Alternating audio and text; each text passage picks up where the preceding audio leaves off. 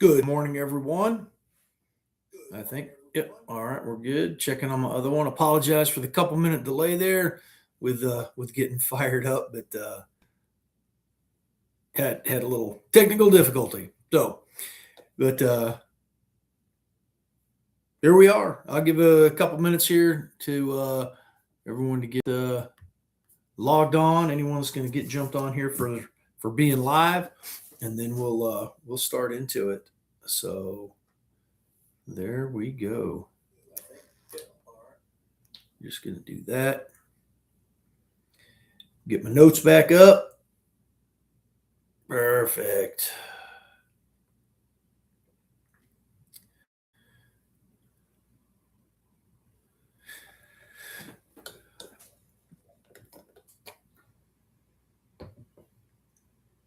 Good morning, everyone. My name is Thomas C. Davis, and this is The Ground Truth from TN4. And I am a candidate in the Republican primary for the U.S. House of Representatives, Tennessee's 4th Congressional District, as per the name of the channel here. I would like to thank you all for taking the time to watch, to join, whenever or wherever you wind up watching this at. And as we discuss the last week of what's been going on campaign-wise, we'll talk a little bit about that. We'll also talk about some stuff that's been going on this week, vote-wise, and see where we go from there. And then excuse me for just a second. I spilled my mushroom coffee, so I'm going to grab some paper towels, and I'll be right back.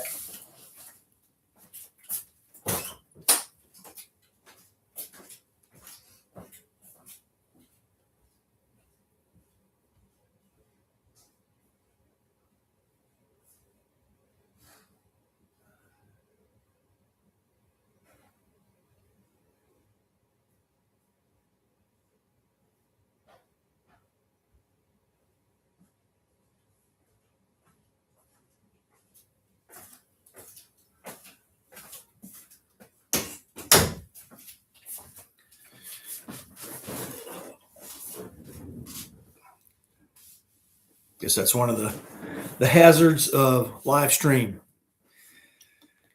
Okay, so we are back on with this. Manage this just a little bit. All right. Didn't lose too much of it, in case you were worried.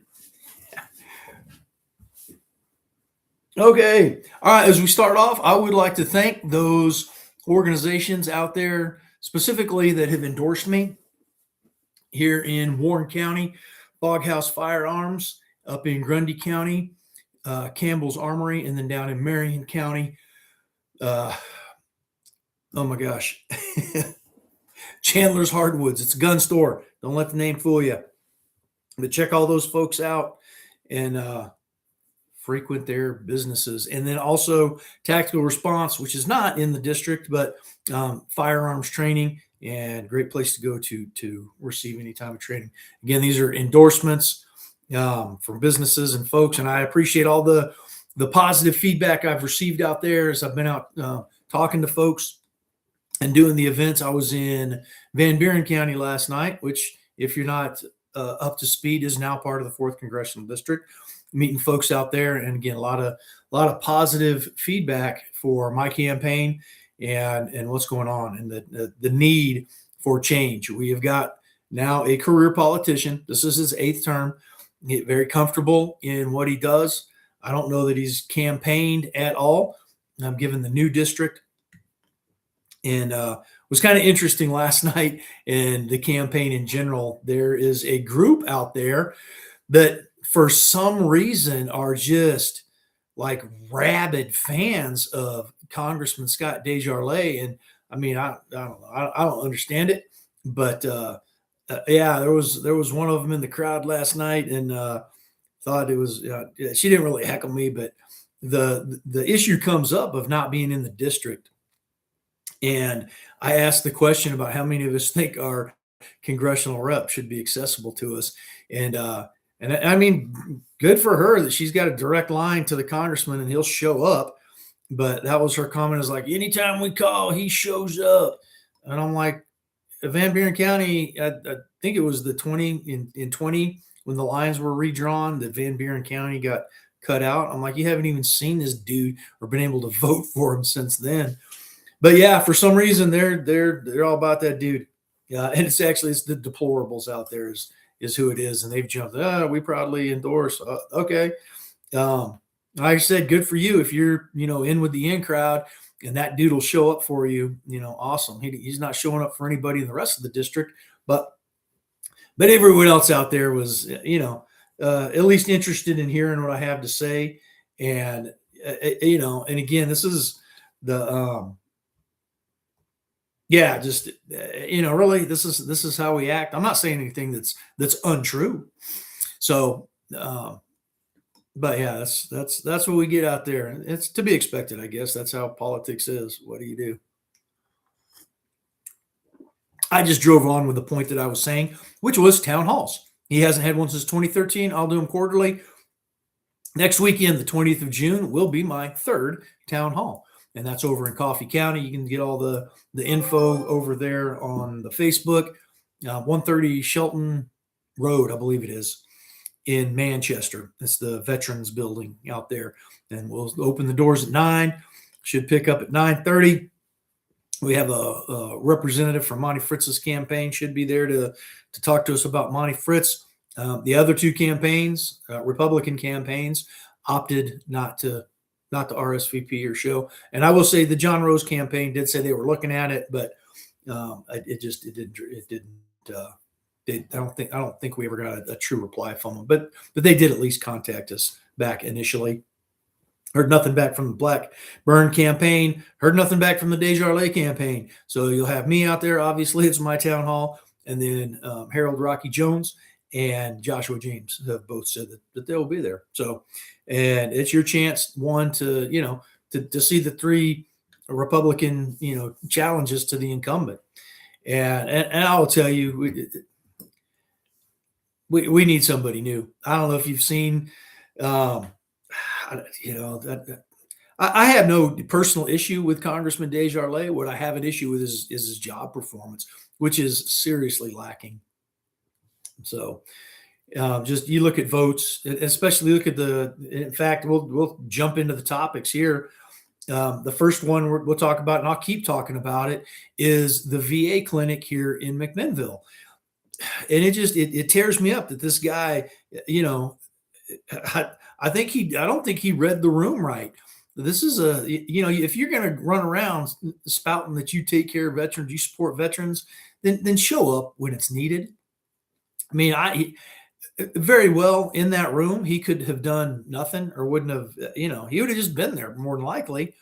But the point of it was to be there.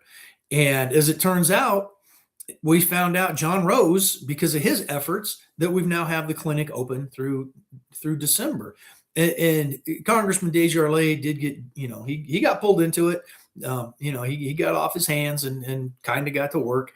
And so did get engaged. And I'm sure, after the fact, after John Rose jumping up, taking the lead on it, and it being a political freaking nightmare for him, he had to. And they've got it just long enough to get him through the election season, right? So what we need to do, and what I'll ask on this one, is that we call up there and ask, hey, what are you doing? What have you done to keep this clinic open? And, past December, because, 1,870 veterans have been impacted or will be impacted by the closing of this. And that's just the ones that receive the care here. Now they close the clinic and we start going to other places. Those other veterans are going to be impacted too, because now you have a shortfall of personnel to care for those extra veterans that are getting, pushed out to these other facilities, if they're even accepting them. I've heard Cookville's not even accepting new patients. So, it's a train wreck, and the VA just shanked this one bad. So we got to stay on them. And how do you do that? Also, that interface with the VA is the rep. That's the other issue that I have with it. And he's never addressed this. And I said this, I'm not necessarily suggesting that anybody get fired over it, but at least, if you're going to, which I mean, the letter he initially wrote to the VA would not lead me to believe that he's leading anybody in that office. Yeah, I mean, I can't even get a return or an answer on why he's not supporting the art program for our schools. I mean, yeah. And if you're not aware, that's a program that the congressional reps have where the students in the district will submit art and then pick a winner, and then whoever wins, they hang that piece of art up in the Capitol in the tunnelway where they walk through. But yeah, our wall is bare up there because our rep he's not engaged. That's he doesn't care about that. So I mean, and then same thing for veterans. Breakdown in communication there. Whoever him, because he should be interfacing. He's on the one of the veteran committees, but he should be asking, hey, what's going on in my district? So to be caught by surprise, which that's what he said, to me is indicative of somebody that's not really involved. So he's very comfortable in his position, and so he just gets to go to Washington D.C., hang out, and yeah, people love him. Deplorables, good for you. Pick your guy. That's fine, I guess. But so anyway, but anyone, we've got to keep up the pressure. Got to keep calling. So on the VA clinic, I would ask that we call up there weekly or every other week, whatever your schedule is, and ask, what he's doing. And when you call up, and this is something, let him know you're a voter, you're a primary voter. That gets back to him. So, and I will say I do appreciate his efforts. Eventually, good job getting off your hands and being engaged after the fact. I would again think you would have had had some insight on this ahead of time. But I'll give it to you. Something happens. But what did you do within your own offices there to fix that? Somebody should be interfacing. You in particular, and that's again. I'll hold quarterly town halls. I will interface with the clinics. We'll go out and see these places. That's to me is part of the gig to go and be you're a public figure. You're representing the district. You should be in the doggone district doing the things. So that's what we need to do. Like I said, that contrast is some leadership on the ground, being there and talking to folks, and that's where I will be. And I am tied in pretty good with the local veterans. I've been in conjunction with with this campaign and doing some other things for the VFW. I've been running around to quite a few of the VFWs. So a lot of them have my number, and then that's a lot of where my tie-in would be is with the local veterans. So they hear about stuff and we can get to action. If it's something that we missed out. All right. So a little bit more. We had some votes this week. The one I'll talk about. I'll start with this one because it to me is a thing. But the FISA votes, and fortunately, it didn't pass. We got some Republicans that are actually. I don't know why they're voting to not extend it, but I am glad for them. Our representative is not one of them. He's all for it. Again, he's just lining up with whatever the party says and not necessarily what's in the best interest of we the people. And this FISA thing has got to be relooked. I understand, in the 70s when we started it, they always, whenever somebody pitches something as it's for your safety, that we need to pay very close attention to what's going on, because that's code for, hey, we're getting ready to take some of your liberties, whether you want it or not. And that's what we've had go on. I mean, these FISA courts, 97% approval rate for these warrants. Yeah, that's why even bother with it? And it was meant to protect us. It was meant to protect us, but now they're using it to harvest data from the companies and they being our federal government, it's being all turned in on us. This is the nonsense that was used back in 2016, the whole Russia nonsense, and that's how they spied on President Trump and his campaign. They twisted it up and abused it. So yeah, I would be no on that, or at least let's figure out and relook at it, because it's out of control. Our governmental agencies, FBI, CIA, ATF, name them, FDA, you can count that one in there too. In fact, if I was in, I'd say the FDA kind of brings up. I was in Pikeville. It actually was I was in Dunlap doing some stuff, and then I wound up in Pikeville. Monty Fritz was having a gathering out there, and I always enjoy going and listening to Monty Fritz. He actually shows up and talks to folks. But a lady was asking me afterwards about the Maha movement. She's I guess the head of it down there, and kind of my thoughts on some things. And I told her that the federal government has every right, and they should be completely in charge of your health care. And I totally kidding. And I should probably watch how I do that. Someone takes it out of context. But no, I was joking with her. They said Maha to make America healthy again. I'm with it. The FDA has done us wrong. The USDA has done us wrong. Our congressional representatives, our Congress has done us wrong. Again, our farm bill. This is something that Congressman Desjardins runs around talking about, yay us, yay us. And it favors corporations. We talk a lot here in Tennessee about the family farms and how we're losing them at, what is it? I think it's like 99 or 100 acres an hour. I could be wrong on that, but this is stuff we hear about. And why is that happening? It's because of stuff like the Farm Bill. It makes it very difficult for local farmers to do local business. You start bringing in the feds to regulate this stuff. It turns out bad for everybody, especially in some cases. You got regulators that have no idea what the crap they're talking about. So anyway, I was out there in Pikeville listening to Monty, and this woman approached me asking about that. And like I said, and this is what we get. We're not getting a fight from our representative to get DC out of Tennessee. This is a problem, and this is where we need a fresh set of eyes on things. And our congressman is now just go along to get along because he's comfortable. Although he said with this clinic in McMinnville, we've shown that he can feel some pressure, and I think that's why we're seeing kind of jump into the fray on that mess. So there is that.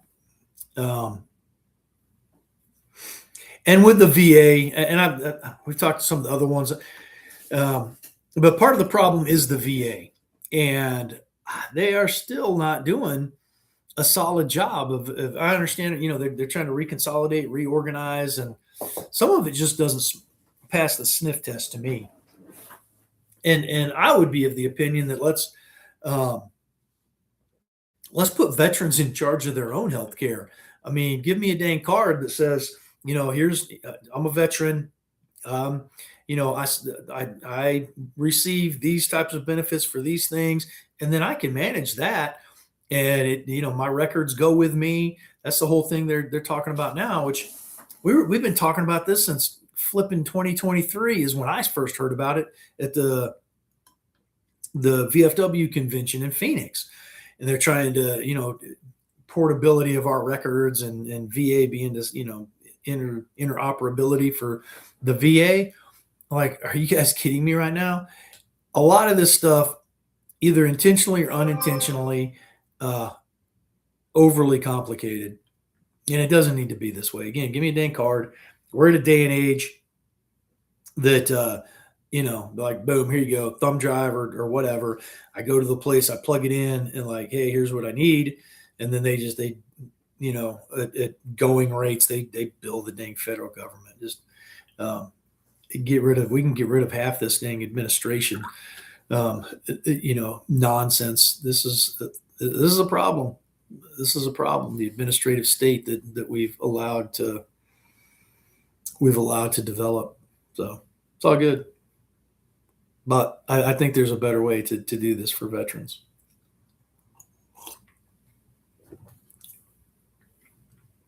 Okay, let's talk about AI data centers. That's been a hot topic, very hot topic. Talked about it a little bit before. It was a Bitcoin mining operation that they were looking to get installed over in Van Buren County. I went out to the meeting they had, and very interesting. And as we talk about this stuff, and I mean, we'll have opinions, and I'll listen to stuff and evaluate, and again, as a representative of 800,000 ish people, you got to listen to folks and see where they're at.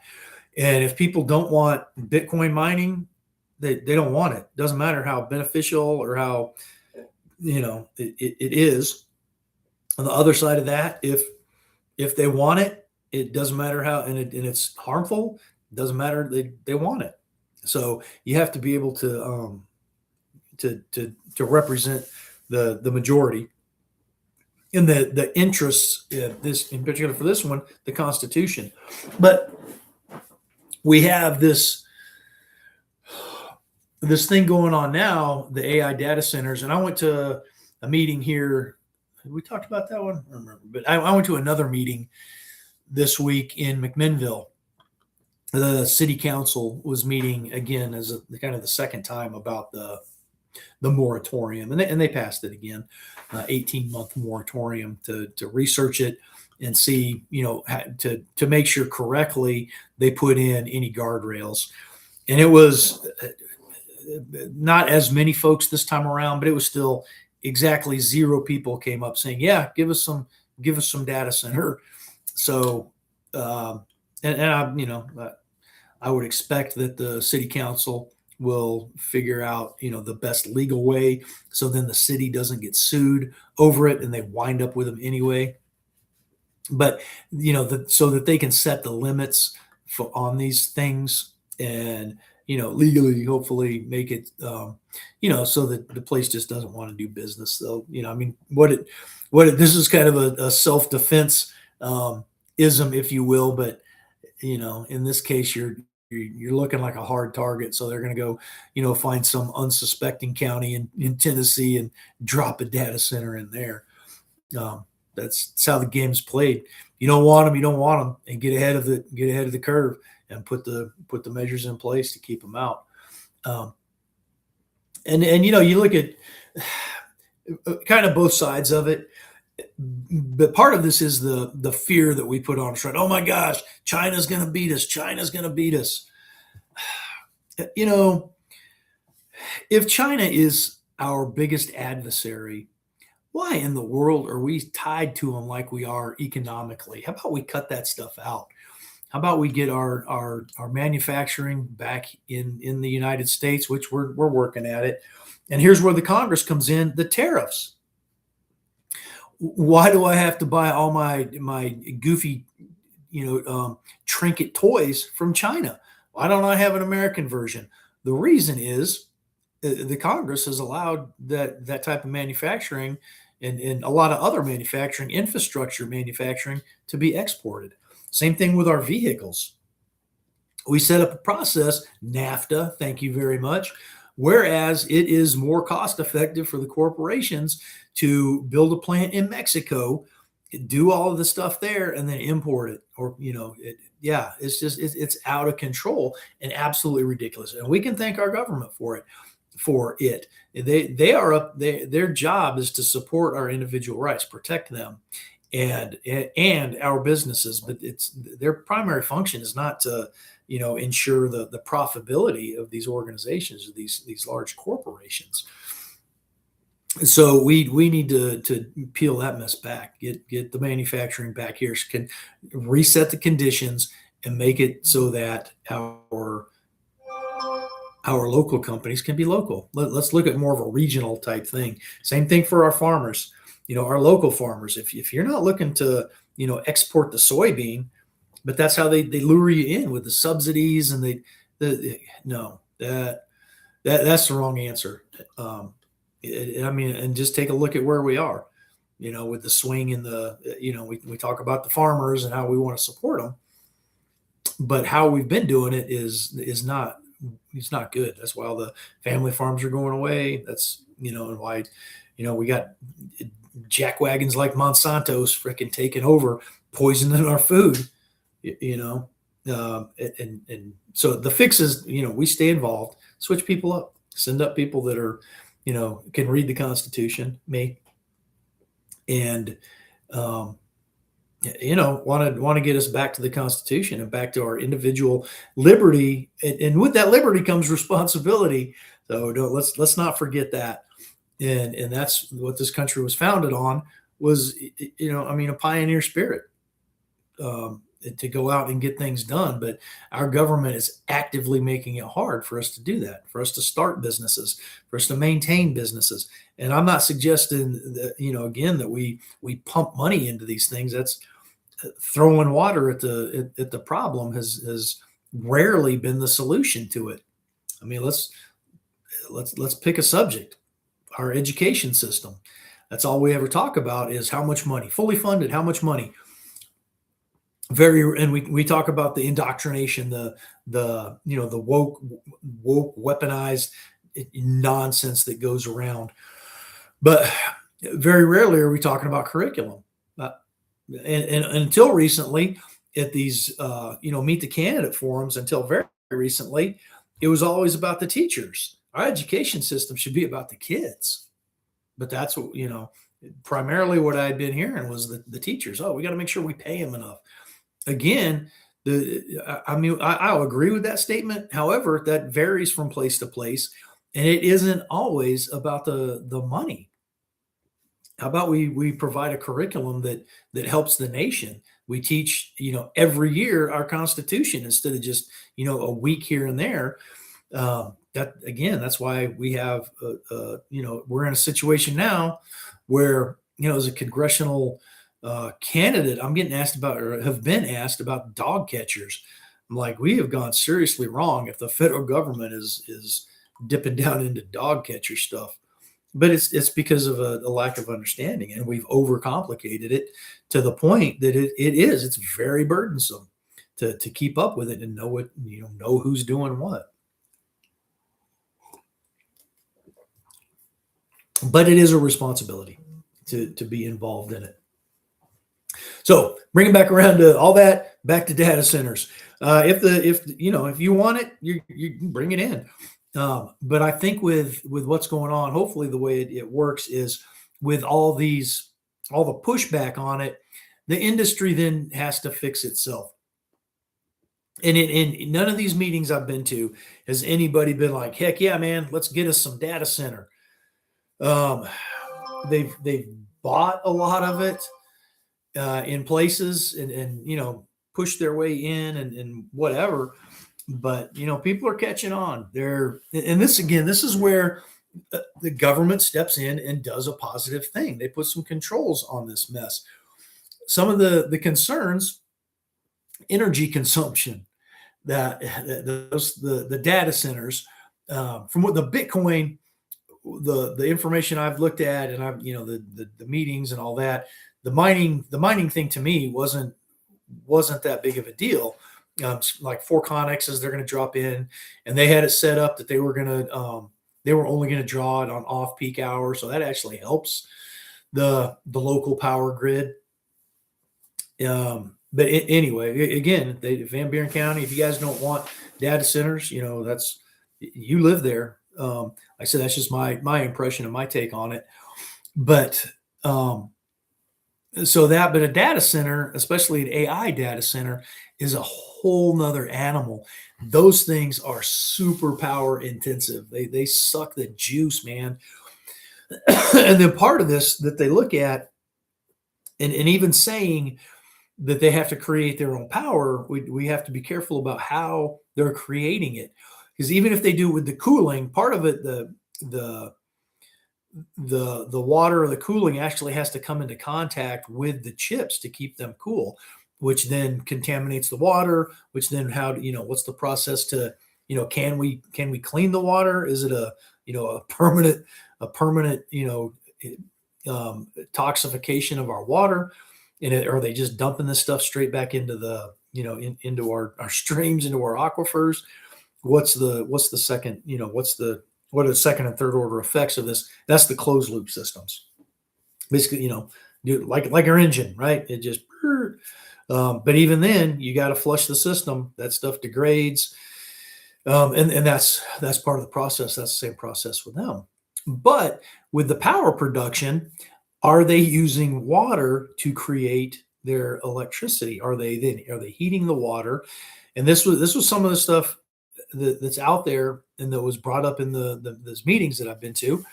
Is that, and obviously this is opponents to it, but it's something you got to think about, right? How are they going to generate that power? If you're saying, hey, you have to produce your own power, then are they going to boil off the water, create the steam to run the turbines? How are they doing that? Because if they're doing that, then again, they're tapping into your water. So that's some concerns. And then we do have the whole, oh my gosh, we got to beat China. We got to beat China, which I would agree. However, if China is such a threat, let's cut them off. Let's quit buying all their crap, or make the tariffs on there, which constitutionally that's where the tariffs are supposed to come from. So, our Congress could very easily, strap some significant tariffs onto China, but they're weak. They won't dang do it. I mean, we can't even pass the doggone SAVE Act. Clowns. And then we're told they don't have time to do it. Jokers had time to do a dang dog parade. Clowns. Yeah, we got to replace people. We have got to send new people up there, man. I'm telling you. Okay, where are we at? I talked about did I think I might have skipped? Oh, yeah. So it looks like they've gone through for the final wrap up for our big beautiful bill, and this is the funding process then of it. Looks like we've funded the was it the DOJ or DHS? Yeah, through the end of at least President Trump's term, and good. We'll see how that works out. But understand, we've been in a partial government shutdown for 2 months, 3 months. I think this one's even longer than probably 3 months. Because they're up there clowning around. And again, $40 trillion in debt, $2 trillion a year that we're deficit spending. That pops, man. That's a bubble that will pop. And a government bubble is a horrible idea. And until we get our federal government, get them off of our money. They have no problem spending money that we don't even have. They just take it from us. And I mean, y'all are out there feeling this stuff, So, okay, let's move into the National Defense Authorization Act. And this is one that's kind of coming up too. Especially, I mean, we do have a war that's going on that I think this is one that President Trump has gotten wrong. And I was asked about this on the messenger and asked, what does victory look like? I don't know that we can declare a victory. And I think I said it down there too. But at this point, unless you're willing to commit to it and him come to the Congress and ask for a declaration of war, which I believe is how we should be doing business. We've seen these forever wars. The Korea, that was where we started seeing that. We try and get in there and, fight the things this way and then nation build. South Korea, fairly successful as a nation, but you still have that split between North and South that's a problem. And then Vietnam, those guys, the lives that were lost over there and sacrificed, and for what? What did we gain? How are we better off? Iraq, Afghanistan, the long terms of that, how are we better off? The answer is we're probably not. And then we're tied in with Israel, and that's where this NDAA is tying us even closer to Israel. And so some of it is, they talk about sharing of information. Really, that to me is one-sided. Allies don't spy on you and then sell it to other people. and Israel has done that to us. And even now, in this, even set aside right or wrong, whatever, we're doing the Iran thing, and they keep messing it up. They're taking over. They've gone into Lebanon now, and working on their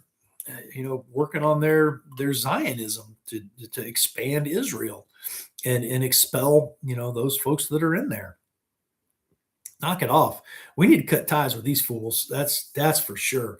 They are not our greatest ally. I'll say it here, and I'll wherever. They allies, friends, right? We don't treat each other like that. That's not how it should be done.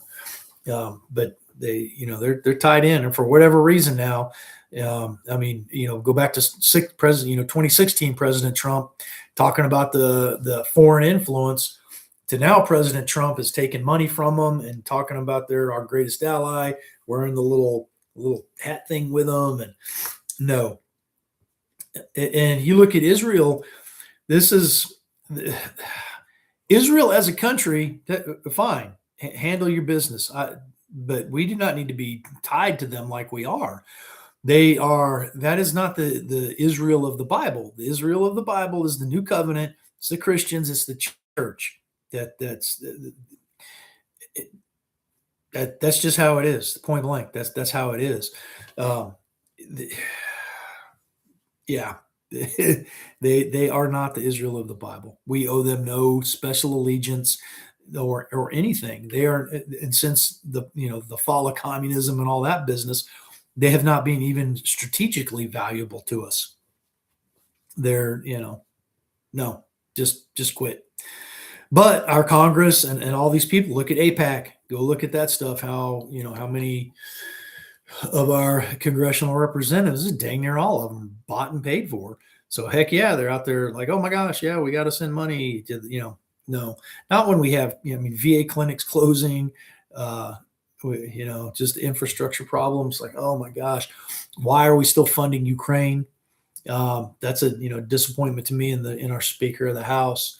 Before he was the Speaker of the House, he was all, no more Ukraine. And then all of a sudden, like, oh my gosh, yeah, let's keep sending these fools money. No, again, do the thing or quit.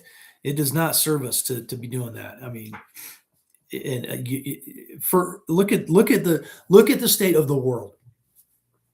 How are we better off, having kept that presence in Europe? No, they've been completely invaded by Islam. They have imported the third world. Some of the countries have been able to withstand some pressure, but they're being overrun. And we're seeing that happen right now in our country. Stop that. Absolutely 100% stop all the immigration, all of it. And then start looking at, okay, you're an American citizen, you're married, you're in the queue. Let's those ones move up. And work to continue to get these illegals out. I do not give a rip, Tater Chip. If you broke into our doggone country, you need to go home. In full stop, period, end of sentence. Go away. If somebody breaks into my house, they don't get to chillax with me and watch my TV and eat my food. And I don't care if they're doing my laundry and vacuuming the floor. No, that's not how that game is played. They have broke into our house, and they need to be removed. And just insanity. So stop the immigration, stop the student visas. Look at our colleges, look at our college campuses. Not very, anti-America stuff all over the place. Why? And these folks they're not hiding it. The the Muslim Brotherhood, any of these groups, they're pretty open about it. It's a takeover. It's a hostile takeover from within. And here's the deal: this is a Christian nation. It was founded on Christian values, and there's nothing wrong with that. If you want to be a Muslim, that's fine, but understand this is a Christian nation. Now, we're not going to kill you. We're not going to make you pay extra taxes. We're not going to, impose Sharia law. But understand, these are the values. These are the rules. This is how is this based on these values how we live. You don't get a special cutout. And now we got the Sikhs, because of their religion. These kids get to carry knives in school. But like, if it's good for them, everybody should be dang toting knives around. It wasn't who said an armed society is a polite society, or at least attributed to one of the founders, I believe. But you can't be making these exemptions and exceptions for these other religions. And then as Christians, we got to no, and it's not biblical either to do that. If you want to be a Muslim, fine, go back to a Muslim country and do it there. But you got to understand why they're here. And they're here because we have weak Christians, we have weak men that will like, well, I don't want to offend anybody. Like, be offended, man. But take your butt, to one of these Muslim countries. You get it all get all the Sharia law you want, but not here, man. Not in this country. And understand, and that's the other part of this process with is go back, and even these folks that we have naturalized. Let's take a look. Did you really swear to that oath? Because for Islam, for Muslims, it's okay to lie if it furthers that cause. So they're going to lie to us. Absolutely. That's part of how it works. So, we have that invasion going on. We have a hostile takeover from a foreign nation. Again, and they're doing it, it's just a different style. They're buying off our elections, as we saw go on in Kentucky. That was a huge factor there. In any of these elections, really, mess around and I know I'm not going to make any friends. I win in November, or when I win in August. And there's been comments made on, it might have been, or do we talk anyway? Yeah, because I am pro-America. I am America first. I am a constitutionalist. I am a Christian, and I'm not going to kowtow to you because of that. And a lot of this stuff we can help by getting the government out of it, getting the government back in its lane. So. All right, so that was NDAA is where that rant went to. Man, this is a wild one today, I guess. Yeah, all right. Well, I'll go a little bit into what we got coming up. Well, let's go back. Pull my calendar. So, like I said, last night I was in Van Buren County at their GOP meeting. Talking to those folks out there, like I said, pretty good, good reception out there, except for, the one grumpy lady. And there are people that, I don't know anyway, talked to a gentleman out there who said he was a personal friend of Congressman Desjardins. And he was like, probably time for him to go, and again, at 16 years. And he was saying he'd heard that Congressman Desjardins wasn't even going to run this time. And yet here he is, So I think, and I don't know. Again, that's just what he was telling me. I don't have an inside track onto Congressman Desjardins' thought process. All I know is he's not in the district. He doesn't seem too excited to actually help veterans. He does seem to be just on board to no fight against. That's part of the. We all have our role in things. And as a Congress, it's not just it's an America first agenda. And if a president has got stuff wrong, you don't just, follow on just because, oh my gosh, the president told us to. No, you represent the district, man. And if that federal government, and this is where we've gotten to, I'll get to calendar in a second here, but we have got it twisted up that we think it's the representative's job to go to Washington, D.C. and beg to get stuff back. How about we fight that fight here and we keep DC out of Tennessee, get DC out of Tennessee, leave those funds here so we don't then have to go beg for grants that have been filtered through fraud, waste, and abuse and have been filtered through administration. That let's just if it's not in the charter for the federal government to do, let's quit doing it. Again, some of it we have to have an exit strategy from. But so Van Buren County yesterday, and that was a good time. Where did we do? I don't know. This. Oh yeah. Cindy went out to Franklin County to the women's luncheon out there. So Tuesday, I was down in Dunlap on, what is that? There's a radio interview down there. I don't have the call letters and all that right here. But I was down there and then went to the Veterans Coalition meeting down there. Again, no endorsement or affiliation. These are nonprofit groups. And this is, again, as a, and obviously my time changes as the representative. I don't get to do some of these meetings, but I can still be connected with folks. But anyways, over that, and then like I said, over in Pikesville for that meeting, and then back to McMinnville for that data center meeting. And then what did we do that day? Oh yeah, that was out in Lawrence County again, but that was not campaign related. And then what did we do over the weekend? Oh, had my daughter's birthday dinner here at the or lunch, I guess it was. Not that concerns any of you all, but that's what we did. Let's see. Oh my gosh, where are we at? This calendar's kind of weird on me. That's today, so that would have been.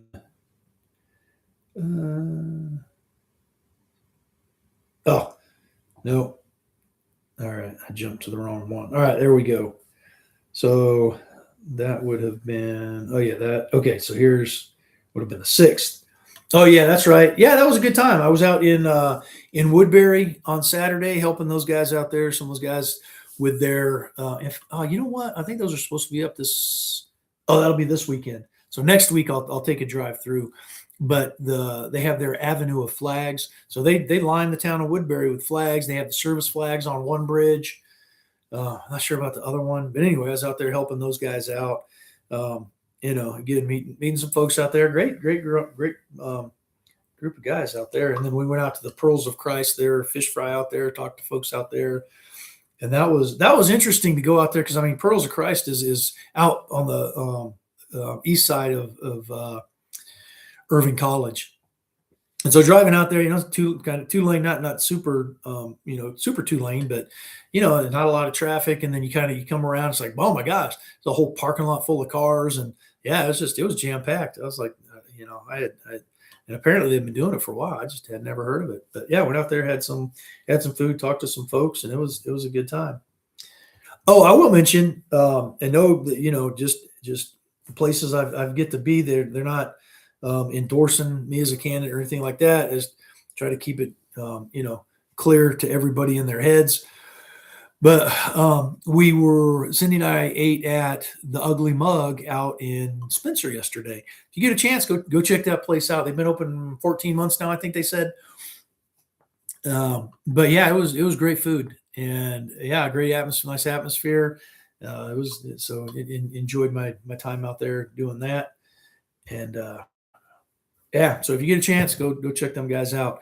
Now let's talk a little bit about what we have coming up, which tomorrow I will be in Spencer again, and I'll be at the American Legion for their breakfast. We'll go out there in the morning. We're going to be there right at opening at 7:00. They start. We'll stay there probably about an hour, and then we're going to head down to Dunlap. There's their Challenge 22 event is going on in the morning. I'm not going to be able to walk just because of the timing, but we'll walk around their event there. They have some vendors, and the farmers market is going on at the same time. I believe I've seen, and I think that's the way it was last year. I walked I think they actually do like a 2.2 mile or walk or kilometers, but it's a nice trail they have down there. So even outside of that, get down to Dunlap, check out their trail system down there. It's pretty cool. And then from 12 to 3, there's a spotlight on the candidates going on down in, it's at the Coops Common in Dunlap. And apparently they got a whole bunch of folks showing up. So candidates, representatives for candidates, they got Chick-fil-A. They'll have Chick-fil-A. And then some of the local vendors will be there also. I think they're more local. So yeah, come down. And then and then I think we're planning. Oh yeah.